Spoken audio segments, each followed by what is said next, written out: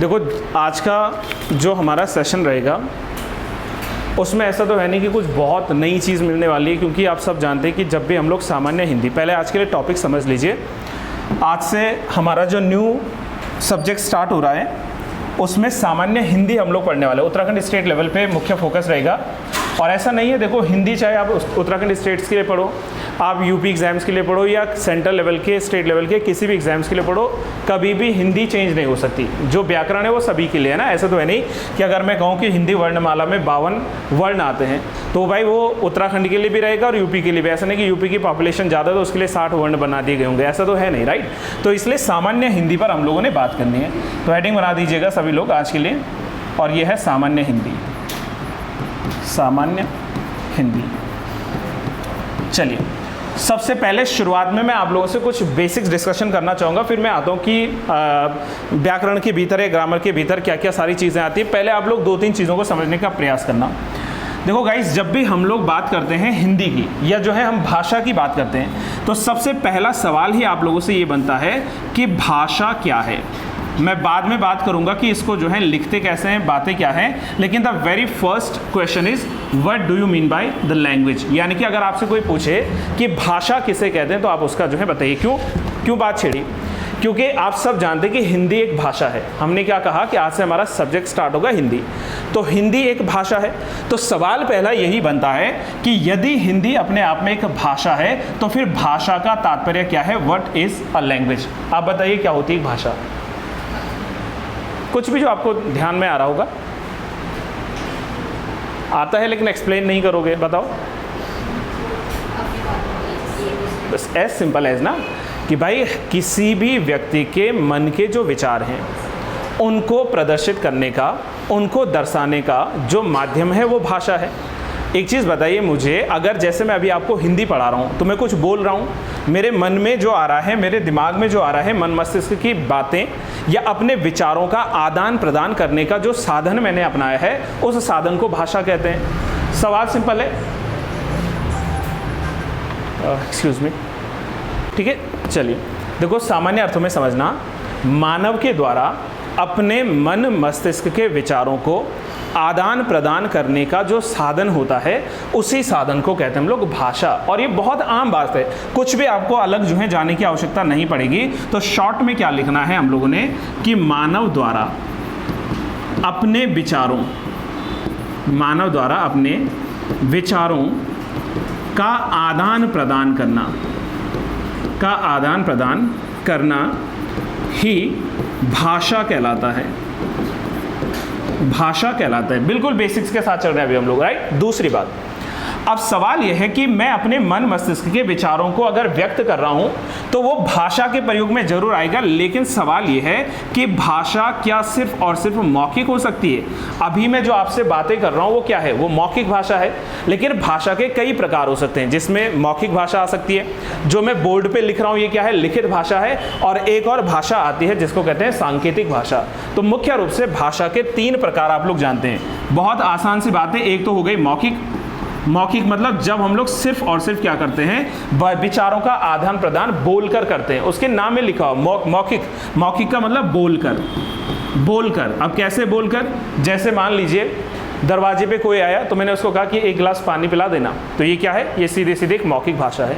मैं नहीं चाह रहा हूँ कि क्लास को डिस्टर्ब करूँ, तो मैंने क्या किया, जैसे वहाँ दरवाजे पर आए मैंने यहाँ साइड में लिख दिया कि एक गिलास पानी दे दीजिए, तो वो क्या है, लिखित भाषा है। और अगर वो यहाँ पर आए तो मैंने सीधा ऐसे किया, अच्छा सुबह का टाइम है तो शायद वो पानी ही समझेगा, शाम का टाइम होता तो कुछ और समझ लेता, लेकिन सुबह का टाइम है तो शायद पानी, चाय, ठीक है। वो एक मूवी याद आ रही है कि लस्सी मांग रहा है, तो वो लस्सी नहीं, वो जो है पानी का इशारा। तो 3 प्रकार से भाषाएं बोल देना आप लोग। एक मौखिक भाषा हो जाएगी, एक हो जाएगी हमारे पास में लिखित भाषा, और एक हमारे पास में हो जाएगी जिसको हम लोग कहते हैं सांकेतिक भाषा। ये बिल्कुल जो है बेसिक्स के साथ आप लोग चल रहे हो, जिसमें मौखिक, लिखित और जो है सांकेतिक भाषा आता है। मौखिक यानी कि बोलकर, लिखित यानी कि लिखकर, और सांकेतिक यानी कि जो है इशारों से जो बातें करते हैं वो होती है हमारी सांकेतिक भाषा। आज भी जो है देश के भीतर कई ऐसे लोग हैं, ठीक है, विश्व भर में कई ऐसे लोग हैं जो बोल नहीं सकते, जो सुन नहीं सकते, तो भाई वो भी तो अपनी बात दूसरे तक पहुंचाते हैं। तो वो कैसे पहुंचाएंगे? इशारों के थ्रू, यानी कि जो है वो संकेतों के थ्रू जो है अपनी भाषा पहुंचाते हैं। सवाल ये है कि जो हम लोग बोलते हैं वो भाषा के प्रयोग में आते हैं, और जिसको हम लोग लिखते हैं भाषा के जिस स्वरूप को या अपने वर्णों को, अक्षरों को जिस हम लोग जो है सुसज्जित ढंग से लिखते हैं, उसके लिए शब्द क्या आता है, उसके लिए कहते हैं हम लोग लिपि। और हिंदी भाषा की अगर मैं बात करूं तो हिंदी भाषा की लिपि कौन सी है? देवनागरी लिपि। समटाइम इसको सिर्फ और सिर्फ नागरी लिपि के द्वारा जो है डिनोट किया जाता है। अब आप एक काम करेंगे, मुझे 5 मिनट की आज़ादी देंगे। तो हम लोगों ने क्या बोला कि जब भी भाषा की बात आएगी तो एज सिंपल एज आप लोग ये याद रखिएगा कि भाषा जो है मुख्य रूप से 3 प्रकार की होती है। एक लिखित भाषा के रूप में है, जो कि आपके बोर्ड पे मैंने लिखी भी है। एक मौखिक भाषा जो अभी मैं बोल रहा हूँ, और एक होती है सांकेतिक भाषा, यानी कि संकेत के आधार पर जो है भाषा होती है। तो आप इसको आम अर्थों में ये कह सकते हैं कि यदि सामने कोई श्रोता बैठा हो और उस समय जो है उसके कानों तक आपके द्वारा कही गई बातें जा रही हों, तो वो क्या है, हमारी मौखिक भाषा के रूप में हो। और यदि सामने जो है श्रोता बैठा और उसको जो है जब हम लोग कोई बात समझाना चाहते हैं तो उसको लिखने के आधार पर बताया जाए, चिन्हों के आधार पर व्यक्त किया जाए, तो ऐसी भाषाओं को जो है हम लोग लिखित भाषा के नाम से जानेंगे। बिल्कुल बेसिक्स के साथ शुरुआत कर रहा हूँ, इसके अतिरिक्त अभी यहाँ पर जाना मत। दूसरा, अब सवाल इसके भीतर क्या बनता है कि जो भाषा होती है, इस भाषा को, हिंदी भाषा की मैं बात कर रहा हूँ, हिंदी भाषा को किस शब्द से लिया गया है? आई मीन टू से, ये अरबी शब्द है हिंदी, फारसी शब्द है, उर्दू शब्द है, या कौन सा शब्द है? आप मुझे आंसर कीजिएगा कि जो हिंदी है वो अपने आप में कौन सा शब्द है। क्योंकि ये चीज़ तो आपने समझा है कि हिंदी भाषा, जो हिंदी शब्द है ना, जो भाषा है, भाषा, तो ये जो भाषा शब्द है, सिर्फ मैं भाषा शब्द की बात कर रहा हूँ, ये संस्कृत के एक शब्द से निकला है जो है भाष। संस्कृत का एक शब्द था भाष, लेकिन अपने आप में अगर बोलेंगे कि जो हिंदी शब्द लिखा हुआ, भाषा की मैं बात नहीं कर रहा हूँ, मैं हिंदी शब्द की बात कर रहा हूँ, ये हिंदी शब्द अपने आप में जो है कौन सी भाषा से निकल कर आया है या कौन से शब्द के रूप में आता है? आंसर कीजिएगा इसका। हिंदी कौन सा शब्द है? अरबी है, फारसी है, ईरानी है, कुछ भी आपको कुछ याद आ रहा हो? एनीवन? नो, फारसी शब्द है। लिख लो इसको कि हिंदी अपने आप में क्या है? एक फारसी शब्द है। हिंदी अपने आप में क्या है? एक फारसी शब्द है। हिंदी अपने आप में एक फारसी शब्द है।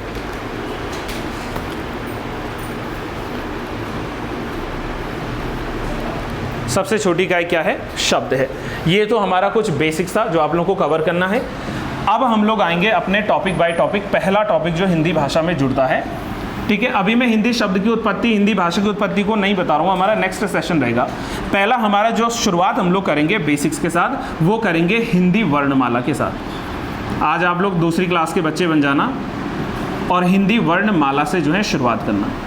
हिंदी वर्णमाला, चलो सबसे पहले जब हमारा टॉपिक आता है वर्णमाला, तो मैं आपसे पहला सवाल ही ये पूछूंगा कि व्हाट इज वर्णमाला, मतलब वर्णमाला से आप लोग क्या समझते हैं? बताइएगा, आंसर कीजिएगा। आंसर करना है आपको। वर्णमाला क्या है?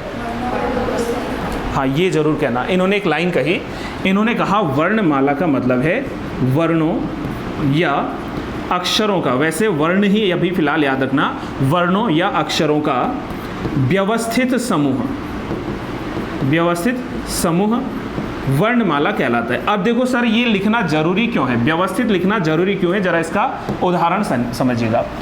अगर मैं ये कह देता कि जो वर्णों का समूह है, व्यवस्थित नहीं लिखा मैंने, सीधे सीधे कह लेता कि जो वर्णों का समूह है उसको वर्णमाला कहते हैं, तो शायद ये कहना उचित न होता। ये जो है अपने आप में क्या बन जाता है, ये गलत हो जाता है। क्यों? क्योंकि यदि आपको जो है वर्णों को एक व्यवस्थित ढंग से नहीं लिखते तो वो सिर्फ वर्णों का समूह रह जाएगा, वर्णमाला नहीं रहेगा। नहीं समझे? सुनो जरा। जैसे मैंने लिखा, मैं वर्णमाला में अगर नहीं लिखना चाहता हूँ तो मैंने लिखा क, च, ग, खो, तो आप मुझे बताओ ये वर्णमाला है? नहीं है। लेकिन ये अपने आप में क्या है? ये अपने आप में वर्णों का समूह है।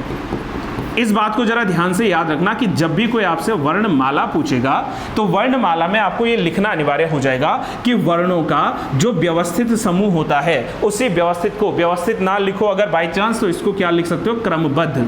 तो वर्णों का क्रमबद्ध अथवा व्यवस्थित जो स्वरूप होता है, उसी समूह को हम लोग जो है क्या कहते हैं? वर्णमाला कहते हैं। अब जैसे क्या लिखते हो आप लोग? जैसे लिखते हो आप लोग क, ख, ग, घ, ठीक है, या च, छ, ठीक है, ये सब पूरा एक व्यवस्थित स्वरूप में लिखते हो। तो जब कभी जो है वर्णों को एक व्यवस्थित स्वरूप में लिखा जाए तो उसी को हम लोग जो है कहेंगे वर्णमाला, और अगर उसको व्यवस्थित स्वरूप में ना लिखा जाए तो वो सिर्फ और सिर्फ हमारे पास में क्या रह जाएगा, वो रह जाएगा वर्णों का समूह। तो जब भी आपसे कोई पूछे कि वर्णमाला क्या है तो उसका आंसर लिखना है, आप लोगों ने लिखना चाह रहे हो साथ में लिख लो एक लाइन में वर्णमाला क्या है, तो ये लिखना है कि वर्णों या अक्षरों या लिपि चिन्हों के, ये सब लिपि चिन्ह हैं, इनको मैं लिपि चिन्ह भी कह सकता हूं, वर्णों अक्षरों या लिपि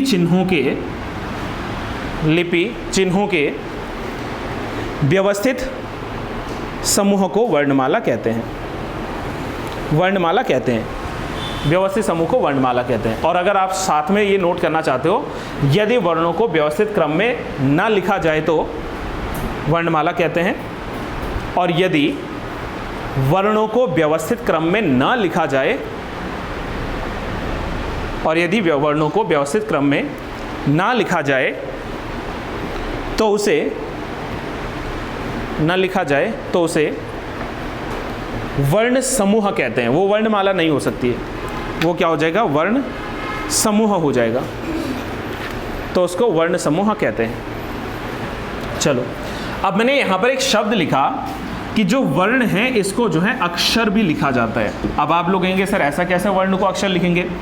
देखो, पहले मुझे ये बताओ, अगर मैं आपसे एक सवाल पूछूं, जरा ध्यान से सुनना, मैंने जो सवाल पूछ रहा हूं, वर्णमाला का या भाषा की सबसे छोटी इकाई क्या है? भाषा की सबसे छोटी इकाई वर्ण है। अच्छा ठीक है, आपने कहा कि वर्ण यानी कि भाषा की सबसे छोटी इकाई। रुक जाओ, इसका मीनिंग क्या समझे आप लोग? What is the meaning of सबसे छोटी इकाई? मतलब कि जो वर्ण है इनको पुनः जो है और ज़्यादा ब्रेक डाउन नहीं किया जा सकता, इनको तोड़ा नहीं जा सकता, सबसे छोटी यही है। ओके रुक जाओ, अब मैंने कहा कि वर्णों को मैंने लिखा है अक्षर। क्या वर्णों को मैं अक्षर लिख सकता हूँ? हाँ लिख सकता हूँ। कैसे? सुनो जरा ध्यान से। अक्षर जो शब्द बना है ना, ये दो शब्दों का मेल है, एक है अ और एक है शर। अक्षर, अ का मतलब क्या होता है? नहीं, और क्षर मतलब क्या होता है? तोड़ा जाने वाला, नहीं तोड़ा जाने वाला। तो जब मैं इसमें शब्द लिखता हूं एक कि यहाँ पर अक्षर है या वर्ण है, तो वर्ण मतलब भाषा की सबसे छोटी इकाई जिसको पुनः जो है तोड़ा नहीं जा सकता, और समटाइम इट इज कॉल्ड अक्षर, यानी कि जिसका क्षर नहीं हो सकता, जिसके टुकड़े नहीं हो सकते, इसलिए वर्ण को समटाइम जो है हम लोग क्या लिखते हैं? अक्षर भी लिखते हैं। एक और सवाल का आंसर दीजिए। भाषा की सबसे छोटी सार्थक इकाई को क्या कहते हैं? ओके ठीक है, एक और शब्द सुनिए। इन्होंने कहा कि भाषा की सबसे छोटी, ये डायरेक्टली वन लाइनर सवाल है, भाषा की सबसे छोटी साक्षर जो इकाई है, सार्थक लिखना, सबसे छोटी जो सार्थक इकाई है, इसको क्या कहेंगे? तो बिल्कुल सही जवाब है इसका, इसको कहेंगे शब्द। अब जरा रुक जाओ, कहीं से मुझे एक ध्वनि आप में से नजर आई, किसी ने एक ध्वनि मेरी तरफ फेंकी और उन्होंने कहा कि सर भाषा की सबसे छोटी सार्थक इकाई ध्वनि है। क्या ये सही है? सबसे छोटी इकाई क्या भाषा की ध्वनि है? सार्थक नहीं, बल्कि आप क्या कहेंगे कि भाषा की सबसे छोटी इकाई, इसको वर्ण और अथवा, सुनो मेरी बात, वर्ण अथवा ध्वनि है, वर्ण अथवा ध्वनि है। अब दोनों में अंतर समझा देता हूं मैं आपको, कंफ्यूज हो रहे हो कि वर्ण और ध्वनि में क्या अंतर है। वर्ण का मतलब क्या है? जो हमारे पास में क्या है? लिखित इकाई है। वर्ण भाई अपने आप में क्या है? वर्ण अपने आप में लिखित इकाई है। वर्ण को तो लिखते हैं ना, क ख ग, ठीक है, ई उ, जो भी लिखते हैं आप लोग, वो तो लिखित रूप से होती है। तो जब भी हमसे पूछेंगे कि भाषा की सबसे छोटी लिखित इकाई कौन सी है, तो तब मैं ये कहूँगा कि वो वर्ण है। और अगर कोई हमसे ये कह दे कि भाषा की सबसे छोटी मौखिक इकाई कौन सी है, तो तब मैं कहूंगा जी ये ध्वनि है। तो इसलिए कंफ्यूज मत होना, ये आप लोग जो है शब्द को अलग रखेंगे। शब्द यानी कि शब्द क्या है? व्हाट इज शब्द? वर्णों का मेल, दो या दो से अधिक वर्णों का मेल ही शब्द कहलाता है। मेरी बात समझो, जब दो या दो से अधिक शब्द मिलेंगे, वर्ण मिलेंगे, अक्षर मिलेंगे, तो वही जाकर बनाएंगे एक शब्द। जैसे फॉर एन एग्जाम्पल मैंने यहां पर लिखा कमल। क्या लिखा मैंने यहां पर? कमल लिखा। क क्या है? एक वर्ण है, म क्या है, एक वर्ण है, और ल क्या है, एक वर्ण है। तीनों अलग अलग वर्ण है। जब मैंने कहा दो या दो से अधिक वर्ण आपस में मिलते हैं तो उनसे निर्माण होता है शब्द का। लेकिन शब्दों में भी कैसे होते हैं, देखो शब्दों के भी भेद होते हैं। अभी मैं इसमें डिटेल न जाकर पहले एक बेसिक, आज हमारी पहली क्लास है तो इसको हम लोग जो है बेसिक्स के रूप में चलेंगे। हम लोग यहाँ भी क्या बात करते हैं कि जो शब्द होते हैं इनमें भी सार्थक और निरर्थक शब्द हो सकते हैं। भाई सार्थक और निरर्थक शब्द होते हैं ना, जैसे क्या, आपके घर में मेहमान आते हैं, आप कहते हैं अरे भाई साहब बैठो जरा चाय वाय पी लो, तो वो भी कहता है कॉमेडियन अगर कोई होगा चलो चाय पिला दो, वाई रहने दो। वाई का कोई मीनिंग है नहीं है ना, चाय वाई पी लीजिए। जरा क्या बोलते हैं, कुछ और शब्द दीजिए, क्या हो सकते हैं निरर्थक शब्दों में? खाना वाना खाया कि नहीं खाया? भाई खाना तो खा लिया लेकिन वाना नहीं खाया। पेन वेन, हाँ जरा पेन वेन निकालो, तो पेन तो निकाल लेंगे, वेन क्या होता है? तो कुछ शब्द ऐसे भी होते हैं जो निरर्थक शब्द होते हैं, जिनका कोई अर्थ नहीं होता है। तो इसलिए मैंने क्या कहा, फिर एक बार वापस चलो, जब भी हमसे पूछा तो आप लोग 3-4 चीज़ों को याद रखेंगे। वर्ण, और वर्ण को ही अक्षर कहते हैं, अक्षर कोई अलग चीज़ मत लिखना, वर्ण या वर्ण को ही अक्षर कहते हैं, पहला शब्द। दूसरा हमारे पास में आया ध्वनि। हालांकि वर्ण और ध्वनि लगभग सिमिलर है, लेकिन ये सबसे छोटी लिखित इकाई है, सबसे छोटी मौखिक इकाई, दोनों में पहला मेजर अंतर ये है। और तीसरा हमारे पास में शब्द आया था, तो शब्दों का मतलब हमने कहा कि जब कभी जो हम लोग 2 या 2 से अधिक वर्णों को जोड़ देते हैं तो उससे निकलता है शब्द। आप 2 शब्द भी जोड़ सकते हो, जैसे क्या लिखा मैंने लिखा रन, ठीक है, मैंने लिखा रन, तो ये क्या है, र और ना है, तो ये 2 शब्द 2 वर्ण आपस में मिले, इन्होंने एक शब्द का निर्माण किया, जिसको जो है हम लोग ने रन शब्द का नाम दे दिया। और उसमें भी जो है क्या होना चाहिए, सार्थकता होनी चाहिए, जिसका कोई अर्थ हो उसी को हम लोग शब्द कहते हैं। शब्द का अर्थ होना चाहिए, ऐसा नहीं निरर्थक हो गया। मैंने अभी कहा कि चाय के साथ वाई क्या होता है, कुछ नहीं होता भाई, चाय एक शब्द है तो वो सार्थक शब्द के रूप में आता है। हमारा वो टॉपिक अलग से आएगा, सार्थक और निरर्थक शब्दों में क्या अंतर होता है, राइट। यहाँ तक कि कोई ऐसी चीज जो पूछने योग्य हो, लिखवाऊंगा भी, अभी रुक जाना है ना, आपने बेसिक्स पढ़े भी होंगे इसके बारे में। अब दूसरा सवाल मुझे बताओ, हिंदी वर्णमाला की लिपि क्या है? देवनागरी है, या जिसको हम लोग साफ साफ नागरी लिपि के रूप में भी जान सकते हैं। अब मुझे बताना कि नागरी लिपि का विकास किस प्राचीन लिपि से हुआ है, ये सवाल बन सकता है कि नागरी लिपि जो है ना, आज हम लोग जो लिखते हैं नागरी ही कहते हैं उसको, देवनागरी एक ही वो, तो उसका विकास किस प्राचीन लिपि से हुआ था? आप लोगों ने ब्राह्मी का नाम सुना है, ब्राह्मी लिपि। प्राकृत भाषा होती थी और प्राकृत भाषा की लिपि होती थी ब्राह्मी लिपि। जैसे अशोका के शिलालेख पढ़े होंगे ना आप लोगों ने, तो जो ग्रेट अशोका थे उसके शिलालेखों की भाषाएं क्या थी, जैसे ब्राह्मी भाषा थी, आरामाइक भी समटाइम्स मिलता है, यानी कि जो यूनान की भाषा होती थी, और समटाइम खरोष्टी मिलती है, जो आज यहाँ नहीं, इंडिया नहीं, पाकिस्तान अफगानिस्तान वाले क्षेत्रों में मिलता है। तो ठीक वैसे ही आप लोग एक चीज़ याद रखोगे कि जो हिंदी भाषा की, साथ में चाहो लिख लेना, हिंदी भाषा की लिपि देवनागरी, हिंदी भाषा की लिपि देवनागरी का विकास प्राचीन ब्राह्मी लिपि से हुआ है, ब्राह्मी लिपि से हुआ है।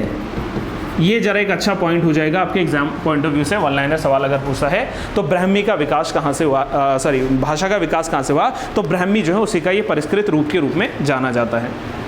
ब्राह्मी का परिष्कृत जो रूप है उसी से भाषा शब्द जो है उसका निर्माण हुआ है, राइट। चलो अब आ जाओ नेक्स्ट टॉपिक पे, वापस आइएगा एक बार, ठीक है, कहीं कंफ्यूजन रहेगी पूछ लेना। अभी तक क्या क्या पढ़ा आप लोगों ने? वर्णमाला किसे कहते हैं, ठीक है, वर्णों का व्यवस्थित समूह, व्यवस्थित जरूर बोलना, अगर वो अव्यवस्थित हुआ, व्यवस्थित क्रम में नहीं हुआ तो वो सिर्फ भाषा समूह होगा, वो सिर्फ भाषा समूह होगा, या वो सिर्फ वर्ण समूह होगा, नॉट भाषा, वो सिर्फ वर्ण समूह होगा। जबकि हम लोगों को अगर व्यवस्थित मिले तो वो जो है वर्णमाला होगा। अब आ जाओ नेक्स्ट, अब हमारे पास में आता है वर्णों के प्रकार कितने होते हैं, वर्णों के भेद कितने होते हैं। तो न्यू हेडिंग बनाइए और इसमें लिखिए वर्णों के प्रकार, वर्णों के प्रकार। चलो भाई टॉपिक आपके सामने है, आप मुझे आंसर कीजिए, वर्ण मुख्य रूप से कितने प्रकार के होते हैं, वर्णों के कितने भेद हैं? 2 ही भेद हैं ऑब्वियस है ना, 2 ही भेद हैं। 2 भेदों में कौन कौन से? स्वर और व्यंजन। वर्णों के 2 भेद लिख लीजिए, एक है स्वर और एक है व्यंजन। आप बोलें सर ये तो हमने बचपन में पढ़ा था, क्या आप यहाँ पढ़ाने जुट गए? गाइज ये पहली क्लास है, इंट्रोडक्शन होना जरूरी है। और आप कितना भी कहिए, ये वो चीज़ें जो कंफ्यूज कर जाती हैं कई बार हम लोगों को। तो स्वर और व्यंजन, डेफिनेशन पूछूंगा तो आप बोलेंगे हम तो ऐसे ही बता देंगे चुटकियों में। बताओ जरा स्वर किसे कहते हैं? वह वर्ण जिनका उच्चारण अपने आप में स्वतंत्र होता है, या वे वर्ण जिनके उच्चारण में किसी अन्य वर्ण की आवश्यकता नहीं होती है। एज सिंपल एज, मतलब हम लोग अगर स्वरों की बात करें तो ये क्या है, ये अपने आप में स्वतंत्र हैं। किसमें स्वतंत्र हैं? उच्चारण में। उच्चारण में स्वतंत्र है ये, मतलब अगर हम कहीं स्वर को पुकारते हैं या स्वर बोलते हैं तो स्वर बोलते समय किसी दूसरे जो है वर्ण की अनिवार्यता है ही नहीं। मैं किसी बिना जो है दूसरे वर्ण के भी जो है स्वर का प्रयोग कर सकता हूँ, यानी वह वर्ण जिनके उच्चारण में अन्य वर्णों की सहायता नहीं लगती है उनको कहते हैं हम लोग दैट इज स्वर, या जिनका स्वतंत्र उच्चारण होता है उनको कहते हैं हम लोग स्वर। अभी सुन लीजिएगा, मैं लिखाऊंगा इसको आराम से। तो जिनका उच्चारण अपने आप में स्वतंत्र होता है उसको स्वर कहते हैं। अब आपसे एक और सवाल है, स्वर को एक अन्य नाम से जानते हैं, स्वर को क्या कहते हैं? स्वर को ही हम लोग अच भी कहते हैं। कई जगहों पर आपको मिलेगा कि स्वर जो हैं इसको अच भी कहा जाता है। ये सवाल आपको याद रखना पड़ेगा कि स्वरों को ही अच कहा जाता है, यानी कि जिनको बोलने के लिए किसी दूसरे स्वर वर्ण की या किसी भी अन्य वर्ण की अनिवार्यता नहीं होती, आवश्यकता नहीं होती, तो वो स्वर कहलाता है। और व्यंजन आप लोगों ने आंसर दे ही दिया। पहले बताओ व्यंजन को एक और नाम से क्या जानते हैं? इसको हल भी कहते हैं। हल मतलब वो प्लो वाला हल मत समझना, हल चलाने वाला हल। इसको जो है हल कहते हैं या व्यंजन कहते हैं। और हल या व्यंजन का मतलब है कि ये अपने आप में उच्चारण में स्वतंत्र नहीं होते। शुरुआत यहीं से कर रहा हूं मैं कि ये उच्चारण में स्वतंत्र नहीं होते, अर्थात इनके उच्चारण के समय स्वर वर्णों की आवश्यकता होती है। जब कभी आप किसी व्यंजन का जो है उच्चारण करेंगे तो उसके लिए आपको स्वर वर्ण की आवश्यकता लगेगी। फॉर एन एग्जाम्पल, आप मुझे कोई भी एक व्यंजन का नाम बताओ, कोई भी एक, ABCD कोई भी। क, चलो ठीक है। आपने कहा एक शब्द है हमारे पास में, व्यंजन शब्द है जिसका हम लोगों ने लिखा, शब्द नहीं सॉरी वर्ण है, और ये व्यंजन जो वर्ण है ये है क। लेकिन आप बोलो जरा इसको, क क। कई लोग क बोलते हैं, यूपी वाले कई बोलते हैं, तो एक ही शब्द में परेशान मत होना। तो क क्या लग रहा है बोलते समय? आ का ज़्यादा उच्चारण आ रहा है, का बिल्कुल छोटा सा क, ठीक है। तो जब हम लोग क को लिखेंगे व्यंजन में, तो अगर मैं इसको तोड़ता हूं तो मैं इसको ऐसा भी लिख सकता हूं, क। बोल के देखो, क क क क। तो ये जब हम बोल रहे हैं तो ये क, उसमें आ शब्द जो है उसका उच्चारण हो रहा है, बल्कि दीर्घ मात्रा में हो रहा है। और जहां पर भी मैं क के नीचे हलंत लगाऊं तो समझ जाना ये आधा स्वरूप लिख रहा हूं मैं, आधा क लिख रहा हूं मैं। उसको क्या लिख रहा हूं? आधा क लिख रहा हूं, हलंत के फॉर्म में लिख रहा हूं अगर मैं। तो इसलिए हम लोगों ने बस ये जानना है कि व्यंजन चाहे कोई भी हो, आप कोई भी व्यंजन उठाकर देख लीजिए। आपने कहा सर ग लिखिए जरा, तो मैंने ग में भी वही लिख देना है, ग, ठीक है। अ के उच्चारण के बिना नहीं। और आ अपने आप में क्या है जी? आ अपने आप में स्वर जो है वर्ण है। तो इसलिए मैंने कहा कि व्यंजन उन वर्णों को कहते हैं जिनके उच्चारण स्वतंत्र नहीं होते अथवा जिनके उच्चारण में स्वर वर्णों की आवश्यकता होती है। बिना स्वर वर्णों के इनका उच्चारण जो है संभव नहीं होता। इसको हम लोग कहते हैं व्यंजन, और इसी को हल के नाम से भी हम लोग जो है जान सकते हैं। And I really don't think so कि ये कोई इतना बड़ा टॉपिक आपके सामने आ चुका है जहां आपको परेशान होना पड़े। यहां तक की बातें जल्दी से बताओ, क्लियर है कि नहीं? चलो अब आपसे एक वन लाइनर सवाल पूछ रहा हूं। आप मुझे बताएंगे हिंदी वर्णमाला में कुल कितने वर्ण हैं? 52। चलो जरा देखते हैं हेडिंग क्या है हमारी। हमारे पास हेडिंग है हिंदी वर्णमाला, हिंदी वर्णमाला में कुल वर्णों की संख्या। आप में से किसी ने कहा कि जी 52 वर्ण हैं। 52 वर्णों को मैं कैसे कैटेगराइज करूंगा? अभी अभी हम लोग ने 2 भागों में कैटेगराइज किया था, ठीक है। पहला हमारे पास में क्या आता है? पहला हमारे पास में आता है स्वर। तो अब मैं अगर आपसे पूछूं कि स्वरों की कुल संख्या कितनी है? 13 संख्या आपने बताई है। चलो होल्ड ऑन, आपने कहा जी स्वरों की कुल संख्या जो है 13 है। अब इस 13 शब्द जो है वर्णों को आप 2 हिस्सों में बांट देते होंगे अगर आपको ध्यान है। सबसे पहले हम लोग क्या लिखते हैं? 11 वर्ण जो हैं, और फिर कितने बचे? 2 वर्ण। पहले इन 2 वर्णों का गुत्थी सुलझाओ। ये 2 वर्णों को क्या कहते हैं? अयोगवाहक, अयोगवाहक, ठीक है। और अयोगवाहक में क्या आता है? अंग और आहा, यही तो आता है, अंग और आहा। ये 2 शब्द हमारे पास में क्या है? ये अयोगवाहक है। इसमें भी चलो मुझे और डिटेल बताओ, और ये बताओ कि जो अंग शब्द लिखते हैं ये कौन सा आता है? जो ये वर्ण है ना, ये कौन सा है? अनुनासिक है, अनुस्वार है, निरनुनासिक है? अनुनासिक या अनुस्वार? अनुनासिक। अनुनासिक में क्या होगा? इसको अनुस्वार कहेंगे हम लोग। व्यंजन में अनुनासिक भी आते हैं, जैसे जैसे न आ गया, म आ गया, ठीक है, अंग आ गया, ठीक है, ये अनुनासिक अनुस्वार जो है दोनों शब्द वर्णों के रूप में आएंगे, तो इसको मैं अनुस्वार शब्द लिख लूंगा, अनुस्वार। और जो ये आ है, आ देखो जहां भी ये लगा हो तो इसका मतलब क्या है, हलंत के रूप में आता है, तो ये विसर्ग चिन्ह के रूप में आएगा। ये अपने आप में क्या है, विसर्ग, और ये अपने आप में जो है अनुस्वार शब्दों के रूप में यहाँ पर शामिल आता है। वर्णों की हम लोग बात करें, और जब हम लोग बात करेंगे कि हिंदी में स्वरों की जो कुल संख्या है, जिनको हम लोग क्या लिखते हैं, इनको हम लोग लिखते हैं मूल स्वर। मूल स्वर यानी कि जो वास्तविक स्वर हैं, अथवा इन्हीं को क्या लिख सकते हैं, मानक स्वर। जो स्टैंडर्ड हमारे पास में क्या है, वोवेल्स है, यानी कि जो मानक स्वर है। मानक स्वर हिंदी में याद रखना जी, इंग्लिश में नहीं। इंग्लिश में स्वरों की संख्या कितनी है, ए ई आई ओ यू, ये बचपन से पढ़ते चले आ रहा ना, 5 है वोवेल्स। वैसे ही अगर हिंदी में हमसे पूछेंगे तो हिंदी में कुल तो हमारे पास 13 है, इसमें से 2 हटा देंगे हम लोग, अंग और आ को हटा देंगे, तो इसके अलावा जो मानक स्वर बचे वो कितने बचे, 11 बचे। और इन मानक स्वरों में भी, इन 11 स्वरों में मैं बात करूं फ्रेंड्स, तो इनको मैं 2 हिस्सों में बांट सकूंगा। पहला जैसे मैंने यहां लिखा है, इसमें पहले क्या आते हैं, मूल स्वर आते हैं। मानक स्वरों में भी पहले मूल स्वर आते हैं, और दूसरे इसमें आते हैं संयुक्त स्वर। मूल स्वर इसमें आएंगे और इसमें जो है संयुक्त स्वर आएंगे। मुझे उम्मीद है आप लोगों ने समझ लिया होगा। चलो मुझे बताओ जल्दी से, मूल स्वर जो हैं उनमें कौन कौन से आते होंगे। आ ई ऊ भी आएगा, कन्फर्म्ड है आप लोग। चलो ठीक है, रुक जाओ जरा। हाँ, आपने कहा कि मूल जो है उसमें आते हैं आ ई, ठीक है, जोर लगाना पड़ेगा जी। जहां पर बड़ी डंडी है, जहां पर बड़ी मात्रा है, उस पर आपको जो है अलग से जोर लगाना पड़ेगा, और इसमें जो है ई ना बोलना पड़ेगा, आपको ई बोलना पड़ेगा। आ ई, ठीक है। अब बताओ और क्या आएगा, ऊ आएगा इसमें। ऊ का निर्माण कैसे हुआ, अपने आप में स्वतंत्र है। चलो ठीक है, ऊ। अब बताओ मुझे संयुक्त स्वरों में क्या आएगा, कितने वे, 1 2 3 4 5 6, कितने बचे हमारे पास, हाँ, ए आई ओ औ। कन्फर्म्ड ये है हमारे पास में। गिनो जरा कितने हुए टोटल, गिनते रहिए, आपके पास में लिखा है सब सामने। 10 हो गए, ठीक है, ए आई ओ औ।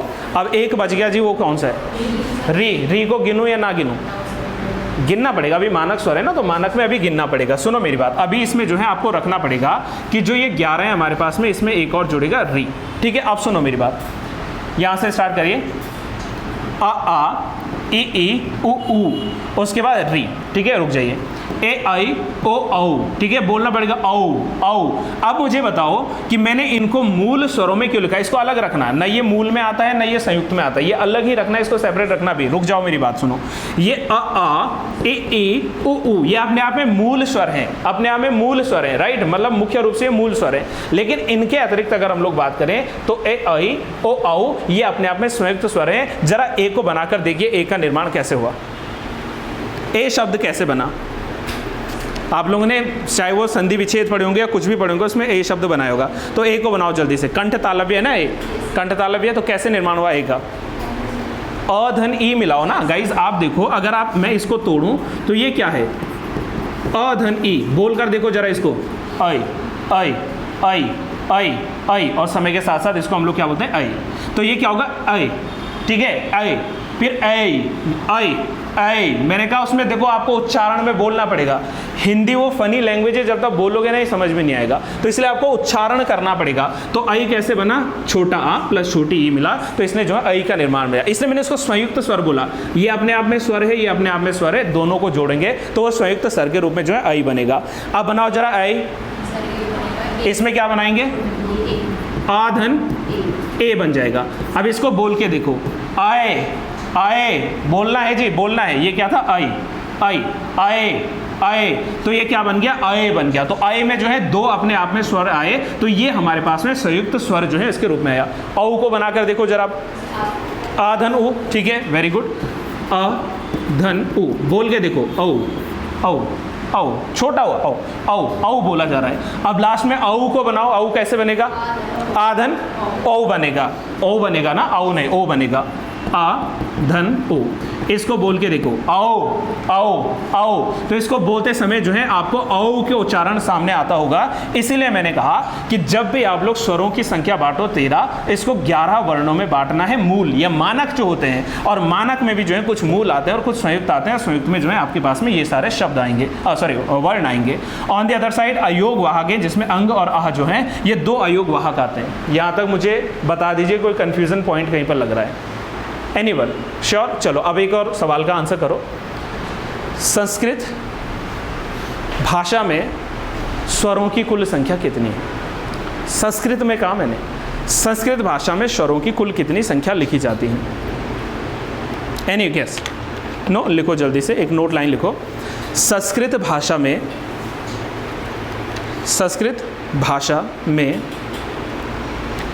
वर्णमाला में 9 स्वर हैं, या इसको सामान्य ऐसा भी लिख सकते हैं, संस्कृत वर्णमाला में स्वरों की संख्या 9 है। संस्कृत वर्णमाला में स्वरों की संख्या 9 है। 9 है, बताओ जरा कौन कौन से 9? आ, ई, उ।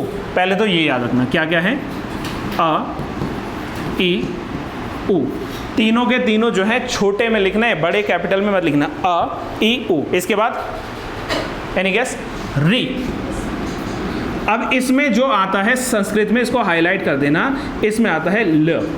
ठीक है, इस तरीके से लिखा जाता है ला, और उसके नीचे जो है आप लोग ये मान के चलिए उसमें सिंबल कर देना, इसको संस्कृत में लिखते थे। आज इसका प्रयोग नहीं होता है, आज इसका प्रयोग नहीं होता है, हिंदी में इसको नहीं मान्यता मिली है। और इसके अलावा ए, आई, ओ, आओ, बस ए, आई, ओ, आओ। टोटल काउंट कीजिएगा 1 2 3 4 5 6 7 8 9। तो संस्कृत वर्णमाला के अगर हमसे पूछेंगे स्वर कितने हैं तो 9 है। सॉरी, संस्कृत वर्णमाला में 9 है। एक और आंसर करिएगा, उच्चारण के आधार पर स्वरों की कुल कितनी संख्या है? उच्चारण के आधार पर 10 है। क्या हटा दिया हमने? री हटा दिया। अच्छा, एक और आंसर कीजिए, मात्राओं के आधार पर स्वरों की कुल संख्या कितनी है? मात्राओं के आधार पर आप मुझे बताओ, अ की मात्रा कैसे बनती है? आ की मात्रा क्या है? ये लिखूं आ की मात्रा, जैसे भाई मैंने लिखा आम, तो आम में क्या है? ये आ की मात्रा है ना, तो आ की मात्रा मैंने दे दी। लेकिन अगर मैं कहूं कि छोटा जो आ है ये इसकी कोई मात्रा होती है? नहीं होती। इसको हम लोग क्या लिखते हैं? इसको अमात्रिक लिखते हैं, जिसकी कोई मात्रा नहीं होती है। तो जब अ की मात्रा नहीं है, बाकी तो सब की मात्रा है। आ की मात्रा है। अगर मैं कहूँ कि ई की मात्रा लिखिए तो छोटी ई अगर आपको लिखना होता तो कैसे लिखते हैं? ये लिखते हैं। बड़ी ई की मात्रा बोलूँगा मैं तो ये लिखते हैं, बड़ी ई की मात्रा आती है। ऊ की मात्रा बोलूँ, छोटी ऊ की मात्रा आती है। बड़ी ऊ की मात्रा बोलूँ, बड़ी ऊ की मात्रा आती है। यही होता है। तो अगर हमसे बाई चांस कभी ये भी सवाल बन जाए कि मात्राओं के आधार पर जो है स्वरों को कुल कितने भागों में बांटा जा सकता है, लिख लीजिएगा, नोट कर लीजिएगा। तो मात्राओं के आधार पर इसमें से सिर्फ और सिर्फ आप क्या हटा दोगे? अ की मात्रा हटा दोगे, क्योंकि अमात्रिक है। और बाकी जितने भी हैं इंक्लूडिंग री एंड ऑल सब मिलाकर हमारे पास में कितने हो जाएंगे? 10 हो जाएंगे, क्योंकि टोटल 11 थे ना हमारे पास में, तो जो है कितने हो जाएंगे? 10। तो ये भी नोट कर लेना कि उच्चारण के आधार पर स्वरों की संख्या 10 है, जिसमें री शामिल नहीं होता। उच्चारण के आधार पर भी स्वर जो है 10 हैं, और मात्राओं के आधार पर भी जो है स्वरों की कुल संख्या 10 है। मात्राओं के आधार पर भी स्वरों की कुल संख्या 10 है। उच्चारण के आधार पर स्वरों की संख्या 10 और मात्राओं के आधार पर स्वरों की संख्या भी 10। यहाँ तक कोई भी कंफ्यूजन किसी भी पॉइंट को लेकर लगे तो बता दीजिएगा। बिल्कुल बेसिक्स टॉपिक आज हम लोग कवर कर रहे हैं। अब आओ जरा न्यू टॉपिक लिख ले दोनों।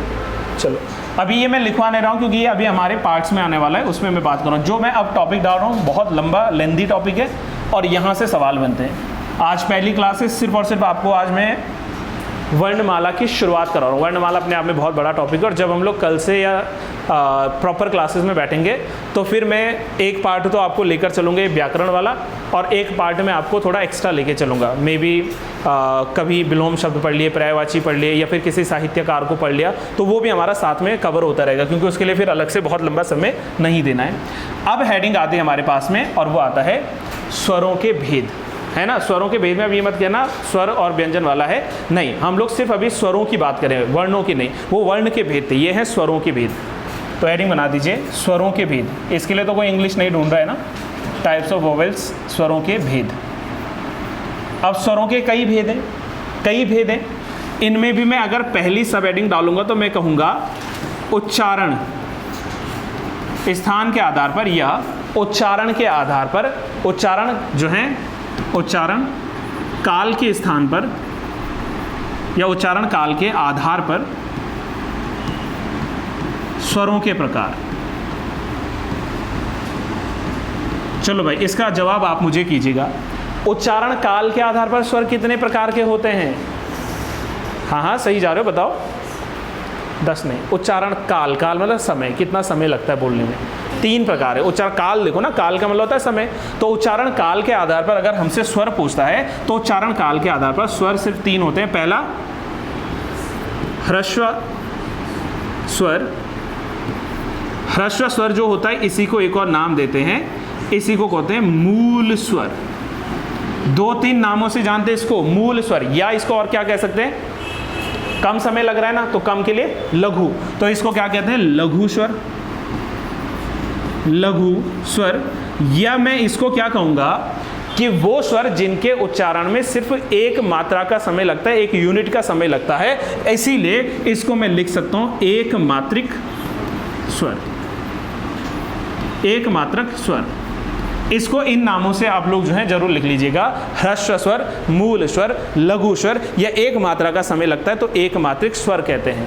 अब आंसर तो मिल गया हमें। अगर आप मुझसे पूछोगे सर उच्चारण के आधार पर जो आपने पहला प्रकार लिखा है, ह्रस्व स्वर क्या होता है, मूल स्वर क्या होता है या लघु स्वर क्या होता है, तो हम आंसर क्या करेंगे कि वह वर्ण, वह स्वर जिनके उच्चारण में कम से कम समय लगता हो, जिसके उच्चारण में मतलब ये मान लो सिर्फ 1 यूनिट समय लगता हो, कम से कम मिनिमम जो है समय लगता हो, तो उसको हम लोग क्या कहते हैं, उसको लघु स्वर कहते हैं या ह्रस्व स्वर कहते हैं। फिर सुन लीजिए, जिन स्वरों के उच्चारण में, जिन स्वरों के उच्चारण में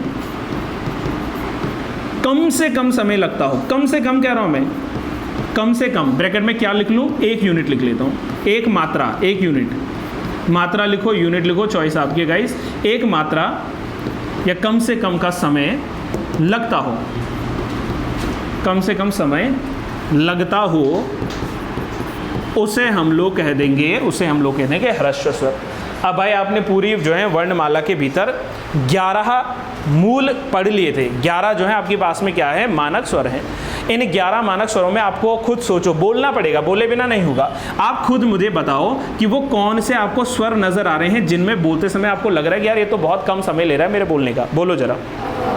अ ई भी आएगा नहीं, अ आपने अभी अ बोला, अ आएगा नहीं, उसमें बड़ा समय लग रहा है। सिर्फ अ, ई, उ और री बोलते समय देखो कम समय लगा रहा है, री, तो री बोल रहे हैं ना हम लोग, इसलिए यहां पर क्या लिखेंगे हम लोग, अ, ई, उ और री। उच्चारण के आधार पर री बोलना है। उच्चारण के आधार, मैंने मानक स्वर बोले, मानक में इंक्लूड आता है री, है ना, मानक में इंक्लूड आएगा री। तो यहां पर हम लोगों ने क्या कहा, अ, ई, उ, री, बोलते समय ऐसे बोलना है, अ, ई, उ, री। तो इसमें ऐसा लग रहा है कि भाई काफी कम समय लगा बोलते समय। एक हमारे मुखमंडल से जो ध्वनि निकले उसने 1 यूनिट का समय लिया, एक जो है मात्रा का समय लिया, तो जिसमें अ, ई, उ, री आएगा, तो वो हमारे पास में क्या है, ह्रस्व स्वर हैं, जिनको बोलते समय हमें काफी जो है कम समय लगता है, इनको ह्रस्व स्वर कहते हैं, यानी कि एक मात्रा का स्वर लगता है, इसलिए इनको एक मात्रिक स्वर कहते हैं। अभी तक कोई इतना बड़ा पॉइंट है नहीं जो कंफ्यूज आपको कर पाए। रुको जरा, दूसरा प्रकार लिखते हैं ह्रस्व स्वर के बाद। दूसरा जो प्रकार आता है इसमें, उसको कहते हैं हम लोग, बताओ, दीर्घ स्वर। अब टोटल उल्टा कर देंगे ना, यहां लघु था तो यहां दीर्घ हो जाएगा, यहां जो है ह्रस्व स्वर था, ह्रस्व स्वर का दीर्घ को एक और नाम बताओ, क्या बोल सकते हो, दीर्घ, बड़ा। और बड़े के लिए क्या शब्द आता है, भाई आप मुझे गुरु क्यों कहते हो, इसलिए नहीं कि मतलब बड़ा हमेशा कौन होता है, गुरु, तो इसीलिए इसको कई शब्द, कई बुक्स में हो सकता है इसको गुरु स्वर लिखा हो सकता है नहीं भी लिखा हो, लेकिन मैं आपको बता रहा हूँ, देखो अगर बाई चांस कल को एग्जामिनर ने पूछा कि गुरु स्वर क्या होता है, आप बोलेंगे ये तो आज तक नहीं पढ़ा आपने, अरे नहीं, गुरु का मतलब होता है बड़ा। इसी को क्या कहते हैं, द्विमात्रिक, क्योंकि 2 मात्राओं का समय लग रहा है। द्विमात्रिक स्वर कहते हैं। और शायद आप लोगों को पता हो इस बारे में, इन्हीं को क्या लिखते हैं, एनी गेस? संधि स्वर भी लिखते हैं। इन्हीं को हम लोग समटाइम कहते हैं संधि स्वर। अब कैसे, जरा इसको समझते हैं। इन्हीं को जो है हम लोग संधि स्वरों की भी जो है भूमिका में रख सकते हैं। दीर्घ स्वर, गुरु स्वर, द्विमात्रिक स्वर, यह संधि स्वर के रूप में इनमें आता है। अब क्या बोलूं मैं, कुछ भी नहीं आता। देखो, वह स्वर, वह वर्ण जिनके उच्चारण में ह्रस्व स्वरों की मात्रा में, उनकी तुलना में 2 गुना समय लगता हो। मेरी बात समझो, वो सारे स्वर हैं हमारे पास में जिनकी अगर मैं तुलना करूं ह्रस्व स्वरों से, तो उसमें क्या होता है, ह्रस्व स्वरों से, ये जरूर लिखूंगा मैं कि ह्रस्व स्वर जो हैं, इन ह्रस्व स्वरों से 2 गुना समय लगता है। 2 गुना समय। अगर ये ना समझ आए तो मैं 2 यूनिट लिख लेता हूं। 2 यूनिट, 2 मात्रा समय लगता है, तो उनको हम लोग कहेंगे दैट इज कॉल्ड दी दीर्घ स्वर। अब जरा रुको, 2 गुना कैसे समय लगता है इसको हम लोग जानते हैं। अब आप मुझे बताओ, स्वरों में से ये हटा दो, अ, ई, उ, री, कितने बचे? बाकी के जितने भी बचे, कितने बचे? लिखते रहो साथ साथ में। क्या क्या लिखोगे? बड़ा आ, ई, उ, ए, आई, ओ, औ। यानी कि क्या लिखा हम लोग ने? आ, ई, उ, ठीक है, बोलना है जी, जोर लगाना है बोलते समय, ठीक है। ए, आई, ओ, आओ। ये बोला ना हम लोगों ने, शब्दों को बोलो जरा। आ, ई, उ, ए, आई, ओ, आओ। ये क्या है? ये दीर्घ स्वर हैं। ये क्या है? अपने आप में दीर्घ स्वर हैं। लेकिन इनको भी मैं 2 भागों में बांटना चाहूंगा। कैसे बांटूंगा? इसमें 3 जो स्वर आते हैं वो आते हैं मूल दीर्घ स्वर। मेरी बात समझना, ये जो 3 हमारे पास में है ना, ये क्या है? ये मूल दीर्घ स्वर हैं। मूल दीर्घ स्वर मतलब इनको किसी मेल से नहीं बनाया गया है। हाँ, आप ये जरूर कहेंगे सर अ धन अ मिलाएंगे तो ये आ ही तो बनेगा, तो इसमें तो 2 स्वर मिल रहे हैं। अ धन आ बोलेंगे तो क्या बोलेंगे? आ, बोलो इसको आ, तो बोलते बोलते आ शब्द का उच्चारण आ रहा है। लेकिन यहाँ पर ये क्या है? ये मूल रूप से दीर्घ स्वर है, इनको मैं अलग से नहीं जाऊंगा। और ये जो मैंने आपको ऑलरेडी बता दिए, इनको मैं लिखूंगा संयुक्त दीर्घ स्वर। संयुक्त दीर्घ स्वर। संयुक्त दीर्घ स्वरों का मतलब क्या है कि भाई अगर मैंने ए बनाना था तो किस चीज से बना था? आई, ये वाला ए, आधन ई, आई, आई, आई। ए कैसे बना था? आधन ए, आए, आए, ठीक है। ओ कैसे बना था? आ प्लस छोटा ओ या छोटा ऊ, औ, ऊ बनेगा ना, छोटा ऊ, औ, और लास्ट में औ, आधन ओ मिलाया तो वो आओ बना। तो ये अपने आप में दीर्घ हुआ कि नहीं? अपने आप में संयुक्त हुआ कि नहीं? तो हमने बस ये जाना कि दीर्घ स्वरों में, यानी कि बोलने में जिसमें ज्यादा समय लगता है, आ, ई, उ, बोलते रहो ना इसको, तो तब जाकर पता चलेगा कि हाँ इसमें भाई समय ज्यादा लग रहा है, तो वो इसलिए क्या कहलाया? वो कहलाया दीर्घ स्वर। हे राम, फिर लग गई बारिश। हे राम, क्या बोला मैंने? कौन सा स्वर का प्रयोग किया? प्लुत स्वर। ओम, ओम बोलते रहना है। मैं हिंदी बोला, हिंदी मेरा मुंह बनता नजर आ रहा होगा वहां आपको सामने, ठीक है। मुंह बनाना है, हिंदी में मुंह बनाए बिना नहीं समझ में आएगा। ये जेन्युइन मैं बता रहा हूं आपको। अगर हिंदी समझना है तो भाई थोड़ा सा ये फेशियल एक्सप्रेशन जो है वो बिगड़ने वाले हैं। आप हंसने वाले हो, हंसो, कोई दिक्कत नहीं है, लेकिन बोलना है हे राम, राम। यानी कि एक आता है प्लुत स्वर जो कि कहीं लिखा नहीं है, प्लुत स्वर का कहीं वर्णन नहीं है, ठीक है। लेकिन संस्कृत के उच्चारण में प्राचीन समय में इसका प्रयोग होता था। और प्रयोग किस में होता था? किसी को पुकारने के लिए, किसी को पुकारने के लिए। जैसे मान लीजिए संदीप का नाम राम है और संदीप बाहर है तो मैं कहूँगा राम, सुनो, बाहर कोई नीचे आए ना कि क्या हो गया, लेकिन राम बोलने में देखो एक मात्रा जो है ज़्यादा लग रहा है। मतलब ये वो स्वर हैं जिनके उच्चारण में एक मात्रा से भी, 2 मात्रा से भी ज़्यादा का समय लग रहा है। अगर 1 मात्रा का समय लगता तो मैं कहता ये लघु स्वर है, 2 मात्रा का समय लगा मैंने कहा दीर्घ स्वर है, लेकिन इन दोनों से भी ज़्यादा समय लग रहा है तो वो प्लुत स्वर कहलाएगा। और ये संस्कृत भाषा में पहले जो है प्रारंभ में यूज होता था, इसीलिए इसमें लिख लीजिए तीसरा प्लुत स्वर। मैं कह रहा ना, हो सकता है आप लोगों ने ये सारी चीज़ें पढ़ी हो, आपका रिवाइज हो रहा हो, लेकिन गाइस ये बेसिक्स हैं, ये पूरा जो है वर्णमाला का सबसे बेसिक्स है। तो इसमें आ जाइए प्लुत स्वर, यानी इनके उच्चारण में दीर्घ स्वर से भी ज़्यादा का समय लगता है। इनके उच्चारण में दीर्घ स्वर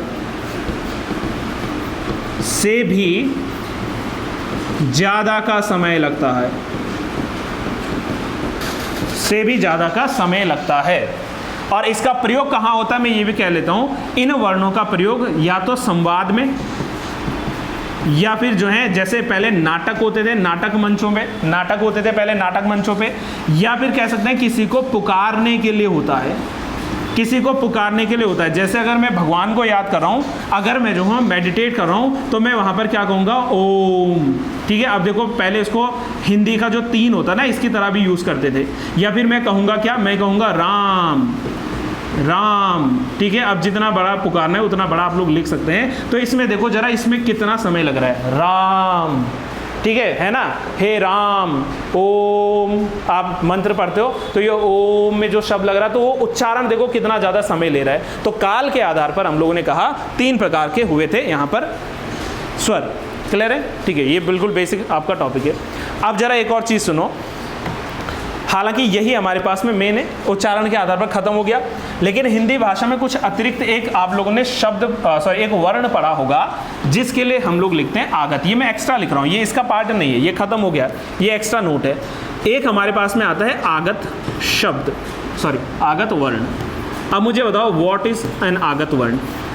आप कुछ मत याद रखा करो, आगत मतलब आया है, आगत मतलब आया है। कहाँ से आया?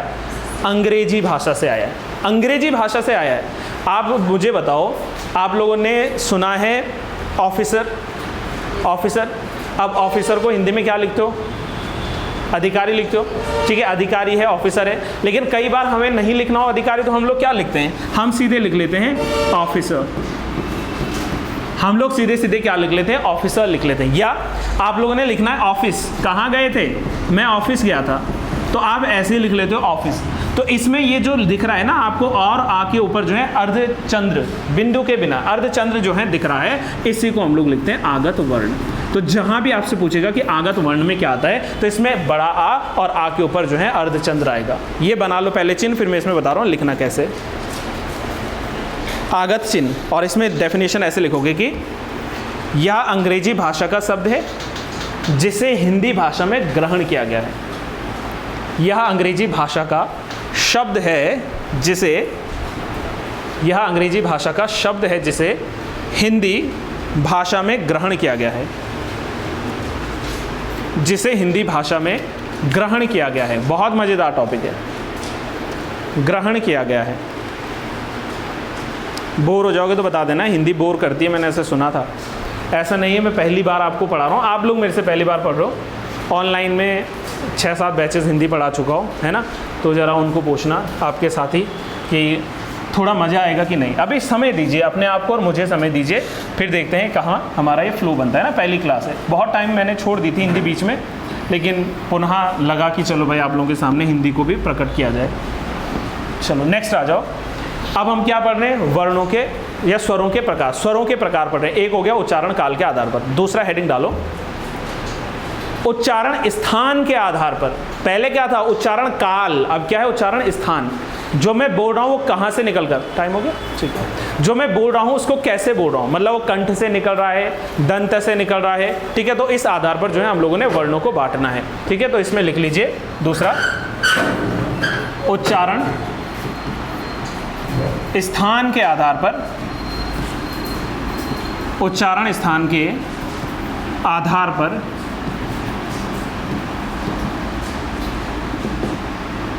स्वर, ठीक है। फिलहाल हम लोग स्वरों की ही बात करते हैं। के स्थान पर स्वर, उच्चारण स्थान के आधार पर स्वरों के प्रकार। चलो भाई बताओ कौन कौन से प्रकार आपको आते हैं। सबसे पहला कंठ, या फिर जो है कंठ्य जिसको कहते हैं। तो सबसे पहला इसमें लिखना, आज हम लोग थोड़ा सा और जान लेंगे, कंठ या कंठ्य स्वर। अच्छा अब एक चीज़ सुनो, मैं काम करता हूँ स्वरों के साथ आपको व्यंजन भी बता देता हूँ, क्योंकि कई बार कंठ्य व्यंजन भी पूछता है। ये मैं हालांकि अलग से थोड़ा साइड लिख रहा हूँ, दूर में लिख रहा हूँ, लेकिन हमसे बन जाते हैं। कंठ्य या कंठ स्वर जो हैं, अब मैंने क्या कहा, Hindi is all about the practices. बोलना आपने आ, कैसे निकला ये, कहाँ से निकला भाई? कंठ से निकला। हाथ रखो, कंपन हो रहा है कि नहीं? कंपन शब्द मत कहना, वो लुंठी तलक पड़ेंगे हम लोग। तो स्वरों में सिर्फ और सिर्फ 2 ही स्वर आते हैं, जिसमें आता है अ आ, ठीक है। टोटल हमारे पास में 11 स्वर हैं मूल रूप से, उनको हमने डिवाइड करना है, तो 2 जो है शुरू के प्रारंभ के आ, ये किस में आता है, ये आता है कंठ स्वर में।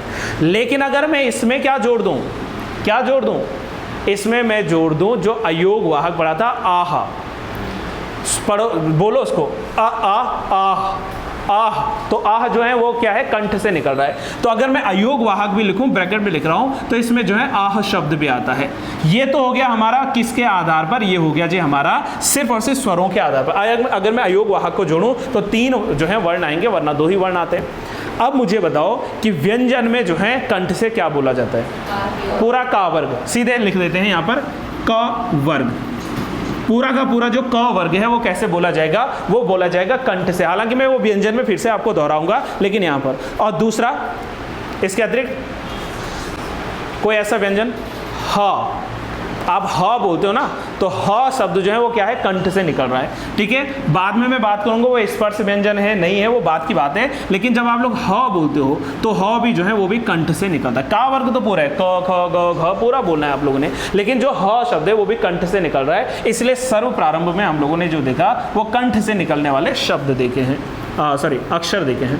कंठ के बाद दूसरा क्या आता है, तालु या तालव्य। तो दूसरा क्या आएगा, तालु। अगर लेट हो रहा है तो बता देना है, मैं बाकी का कल बता दूंगा।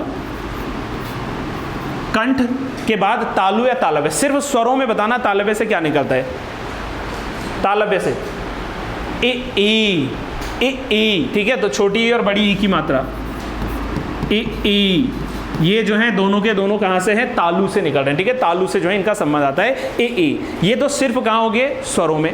अब व्यंजन की तरफ चलो, कौन सा वर्ग आता है, हाँ, च वर्ग आता है। व्यंजनों में कौन सा आता है, च वर्ग, सिर्फ च वर्ग आएगा। या आप लोगों ने कभी ऐसा सुना, तालव्यशा सुना कभी, कहते हैं ना मूर्धाशा, तालव्यशा, और एक और आता है दंत्यशा, ये 3 शा आते हैं। तो इसमें हम लोगों ने कौन सा शा लिखना है, उसमें तालव्यशा। बताओ जरा कैसे लिखते हैं तालव्यशा, आज आपका एग्जाम है, तालव्यशा कैसे लिखते हैं, 3 शा पढ़े कि नहीं, दंत्यशा, तालव्यशा और मूर्धन्या, जिसको मूर्धाशा कहते हैं। तो मैंने आपसे पूछा कि हम क्या पढ़ रहे हैं, तालु पढ़ रहे हैं, तो तालव्यशा होता है शलजम वाला, शाह जो आता है ना तालव्यशा, तो चा के साथ साथ इसमें क्या आएगा, शाह आएगा, ये वाला।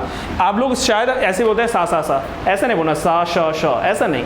तालव्यशा, मूर्धन्यशा, दंत्यशा, ये बचपन में सिखाती थी मम्मी हमें, अभी तक जो है भटक जाते हैं हम लोग, क्या है, तो ये तालु है, शाह, तालव्यशा इसमें आएगा। और एक और आता है इसमें य, क्या आता है, शाह के अलावा, ये व्यंजनों में मैं साथ में जोड़ रहा हूँ, य, ठीक है, य, श, च, छ, ज, झ, और लास्ट में पंचम वर्ण बताओ क्या आता है, च, छ, ज, झ, य आता है, ठीक है। य को कैसे लिखोगे, ऐसे लिखोगे, पक्का, चलो ठीक है। आप लोगों को अभी पूरी वो पढ़नी पड़ेगी, क्या बोलते हैं, ये हिंदी की जो ब्राखड़ी कहते थे हम लोग, ये पूरी पढ़नी पड़ेगी जी, चलो ठीक है। 2 आगे तालु, 2-4 मिनट बैठते हैं ना अभी थोड़ा समय। नेक्स्ट आ जाओ मूर्धन्या, मूर्धन्य या मूर्धा, मूर्धा या फिर इसको कहते हैं मूर्धन्या। बस जल्दी करता हूँ, आई नो आप लोगों को लेट हो गए। बताओ जरा मूर्धन्य में जो है कौन कौन से स्वर आते हैं, मूर्धन्य में मानक स्वरों में एक ही आएगा, बस री, बस मूर्धन्य में एक ही आएगा, वो है री। मूर्धन्य में जो है सिर्फ एक ही आएगा, वो है री। अब व्यंजन सीरीज में बताना मूर्धा में क्या क्या आता है। अभी तो बोला एक मूर्धन्य शाह, चलो तो हो गया। इसके अलावा मूर्धन्य शाह कैसे लिखोगे आप, मूर्धन्य शाह कैसे लिखोगे, षटकोण वाला सा, ठीक है। मूर्धन्य शाह में क्या आएगा, ये आएगा। और इसके अलावा कौन सा वर्ग, ट वर्ग, ट, ठ, ड, ढ, ढ, ठीक है, पूरा जो है इसी में आ जाएगा, ट वर्ग में। तो ये हमारा हो गया तीसरा कंप्लीट। चौथे पे आइए, मूर्धा के बाद ओष्ठ है या ओष्ठ, ये तो खैर इजी है, ओष्ठ या ओष्ठ है, बोलना है जी, बोले बिना काम नहीं होगा। जरा आप लोग ऊ बोलिए, गोल गोल होंठ हो रहे हैं आपके, ठीक है, तो ये होस्ट है, ठीक है, होंठों से बोले जा रहे हैं। तो इसमें क्या आएगा, ऊ ऊ, ठीक है, ऊ ऊ, ठीक है, बोलना है जी, बोलेंगे नहीं काम नहीं बनेगा। और जरा बताओ मुझे व्यंजन सीरीज में क्या आएगा, प, देखो बोलते समय होंठ का कंपन, प, ह, ब, भ, बोल रहे हो म, तो ये बोलते समय क्या आ रहा है, ये बोलते समय आपका आ रहा है, तो ये आ जाएगा प वर्ग। कल हम लोग पूरे व्यंजन सीरीज को देखेंगे क्या है, प वर्ग ओष्ठ है। नेक्स्ट आ जाओ दंत्य। दंत्य स्वर अगर आपने नहीं बताया तो फिर क्या ही फायदा। पांचवा आ गया दंत्य, या कई बुक में सिर्फ दंत लिखा होता है। दंत स्वरों में क्या आता है? स्वर। स्वर इसमें कोई भी स्वर नहीं होता। ये देखो जी ब्यूटीफुल अरेंजमेंट। कल को पूछ लिया कि निम्नलिखित में से स्वरों में क्या शामिल नहीं है, दंत्य कोई स्वर ही नहीं होता। दंत्य सिर्फ और सिर्फ व्यंजन होते हैं। और अभी एक तो आपने बोल दिया दंतसा, चलो वो तो हो गया, सा में दंतसा बच गया। और इसके अलावा बोलते रहे ना दंतसा, दंतसा हो गया। उसके अलावा त वर्ग बोलो मुंह के भीतर ता बोलो जरा। त लग रहा है अंदर से जीभ दांतों पे। त थ द ध। एक्सक्यूज मी, हेलो, हाँ जी सर बताइए। बस 5 मिनट में आ रहा हूँ, बैठ जाइए। ठीक, ओके ठीक है। क्या था हमारे पास में? स और जो है त वर्ग, त वर्ग। चलिए जल्दी से नेक्स्ट करिए। 6वें नंबर पे कौन सा आता है? क्या बच गया हमारे पास में? कंठ तालव्य। अब जो है संयुक्त में आगे ना, तो संयुक्त में क्या आएगा? कंठ और तालव्य। कंठ तालव्य। आप साथ में देखो क्या कैसे याद रखोगे। आपने कंठ भी देखना और तालु भी देखना है। कंठ में क्या है? आ है, और यहाँ क्या ई है? आधन ई मिलता था तो क्या बनता था? आधन ई मतलब ए बनता था ना। तो इसमें क्या बना? यहाँ पर ए। आपने गाइस मैंने कहा ना, देखो यही लिखा है, मैं कुछ नया नहीं ढूंढ के ला रहा हूँ कहीं से। कंठ में अ था, तालु में ई था, दोनों मिला दो कंठ तालु, क्या बन गया? ए बन गया। ए सिर्फ ए बोलना। इसके अलावा कंठ तालव्य में क्या मिलेगा? आ धन, क्या मिलेगा इसमें? ये वाला ए, ये मिलेगा ना, ये वाला। तो आधन ए मिलेगा तो क्या बनेगा? अए, अए, अए बन जाएगा। तो इसमें जो है आधन ए अए हो जाएगा। नेक्स्ट आ जाओ कंठ ओष्ठ है। थोड़ा जल्दी चलेंगे, नीचे कोई वेट कर रहा ना। कंठ ओष्ठ है। आप फिर से देखो, मैंने कहा फिर से देखो, कंठ से एक शब्द निकलेगा, ओष्ठ से एक शब्द निकलेगा, और हमें ये पता चलेगा कि हमारे स्वरों में बचा क्या है। क्या लिखोगे आप लोग? कंठ में क्या निकालोगे? यहाँ से आ, और ओष्ठ से ऊ निकालोगे ना, तो आ और ऊ मिलाएगा, ओ बनेगा। तो इसमें ओ बनेगा, ओ के अतिरिक्त क्या आएगा? कंठ और ओष्ठ से आओ, आधन ओ, तो ये क्या बनेगा? आओ, आओ बनेगा। ये क्या हो गया जी? कंठ ओष्ठ हो गया। 7वां। नेक्स्ट आ जाए 8वें पे जल्दी से। दंत ओष्ठ है। दंत ओष्ठ है। दंत ओष्ठ है। अब यहाँ जरा रुक जाओ। दंत ओष्ठ में कोई स्वर अलग से नहीं बनेगा, इसमें सिर्फ एक ही शब्द आ रहा है, वो है वा। जो वा आ रहा है वो बनता है इसमें, ठीक है। वो ये इसमें कोई स्वर नहीं है, मैं फिर कह रहा हूँ, व्यंजन ही व्यंजन है उसमें, सिर्फ वो। और अंतिम जो आता है उसमें वो कहते हैं हम लोग, that is called, any guess? नासिका। और नासिका में क्या आता है? प्रत्येक वर्ग का जो अंतिम होता है, पंचमाक्षर जो होता है, पंचम जो अक्षर होता है, जैसे अंग, पहले तो अंग तो आएगा ही आएगा, है ना। अंग तो हमारे पास में नासिक है, ठीक है, अंग। और इसके अलावा चाहे वो का वर्गे, चा वर्गे, ता वर्गे, पा वर्गे, टा वर्गे, कुछ भी क्यों ना है, सबके अंतिम आएंगे। तो जैसे क्या? क ख ग घ ग। अब लिखते ऐसे हैं ना, अब आप लोगों ने ये पढ़े नहीं है, ऐसे ही तो लिखते हैं, क ख ग घ ग। ग पढ़ते हैं उसको, ठीक है, ना मत पढ़ना, ग पढ़ते हैं। नेक्स्ट चा छा जा जा या कैसे लिखेंगे?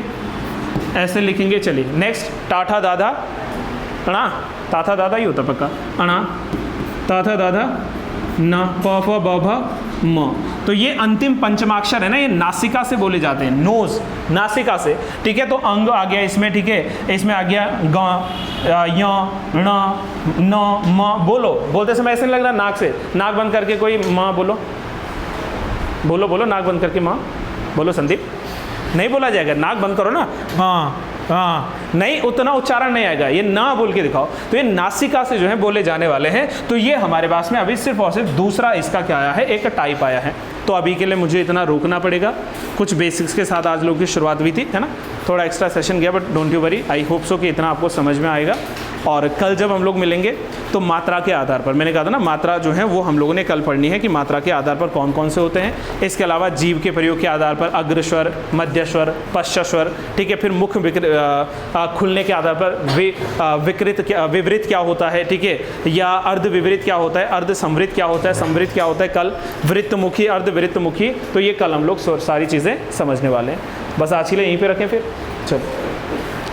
ठीक है, इसको रिवाइज करते रहो। जिन्होंने पढ़ा है एटलीस्ट उनसे तो उम्मीदें ये हैं कि आप जो हैं रिवाइज अच्छे से करोगे, और जो पहली बार पढ़ रहे हैं थोड़ा समय दीजिए अपने आप को, टाइम से जो है चीज़ें हो जाएंगी। डन, ऑल गुड, ठीक है।